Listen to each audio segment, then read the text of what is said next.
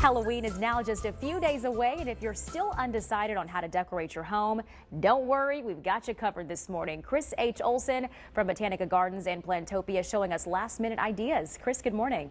Good morning, Elise. Of course, fall is my favorite time of the year, so I'm always trying to think of new and different things to do each year. And my dad always said endless possibilities, and that's what exactly we have here. You can create your own pumpkin pedestals in the garden, and I do odd numbers, so each groupings of 3 throughout my entire yard. And then I showcase different types of pumpkins. Of course, it's all about plant material too. So underneath these pedestals, I did ornamental peppers and fall crotons and things like that. And I hid the top part. This is wood, which is a little sheet moss, and these are all on black fence posts, so anyone can make these. You let your imagination go. But let's go towards, Chris, the front door, which should be at least anything you do for holiday decorating, especially for Halloween, should at least be the front door. So we're going to start at the steps. Don't forget to start decorating at your steps. As people walk up, they visually will see this. And what I did is I just did terracotta clay pots,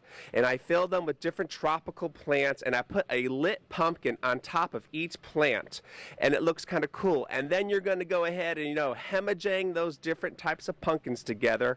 Remember, it's about color. It's also about texture. So you want to add your golds, your greens, even a peach color pumpkin there, which is called the peanut pumpkin.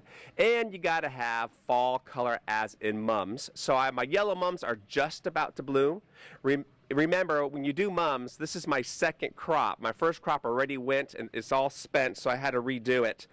And then we're going to go ahead and go up to the pots. You know what I love to do? I love to staircase containers. Not just do your typical 1 container on both sides of the door. Why not do 4? So the front urns, I didn't even plant. I just did Spanish moss, so it kind of looks spooky. And then I did some more lit pumpkins that you can find at any craft store, and I leave them plugged in all day long because they're LED. And then behind them, the coolest thing is take contemporary pots, mix them with even a traditional home, and put a whole bunch of haunty sticks in there. And then of course I'm using Halloween lights to really add some depth to it. And of course, you gotta have those scary spiders. And those spiders are actually stapled to the door. This is why you should always have a wood door and not a metal door. And don't be afraid to put holes. And then of course you got your little spider webs here and there.